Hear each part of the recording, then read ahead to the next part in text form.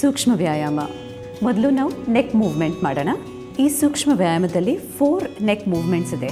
ಮೊದಲು ನಾವು ಮೇಲೆ ನೋಡಿಬಿಟ್ಟು ಕೆಳಗಡೆ ನೋಡುವಾಗ ನಮ್ಮ ಚಿನ್ನದೆಯಲ್ಲ, ಈ ನೆಕ್ ಈ ಕಡೆ ಟಚ್ ಆಗಬೇಕು, ಪ್ರೆಷರ್ ಬರಬೇಕಿಲ್ಲಿ.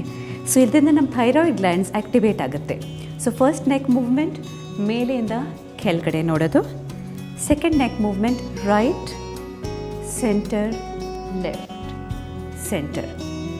ಮೂರನೇದು ಕ್ಲಾಕ್ ವೈಸ್, ಅಂದರೆ ರೈಟ್, ಮೇಲೆ ನೋಡೋದು, left and back to the normal position. ಈ ಮೂವ್ಮೆಂಟ್ ನಾವು 4 ಸತಿ ಕ್ಲಾಕ್ ವೈಸ್ ಮೂವ್ಮೆಂಟ್, 4 ಸತಿ ಆ್ಯಂಟಿ ಕ್ಲಾಕ್ ವೈಸ್.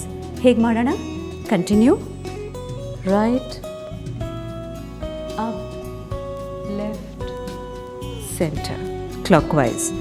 ಈಗ opposite anticlockwise movement.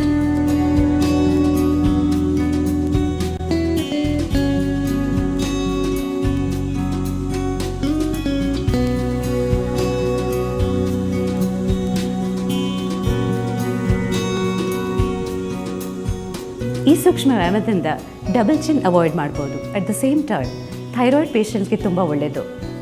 Word of precaution, ಈ ಎಕ್ಸಸೈಸ್ ಮಾಡುವಾಗ ಕಣ್ ಕ್ಲೋಸ್ ಮಾಡಬಾರ್ದು.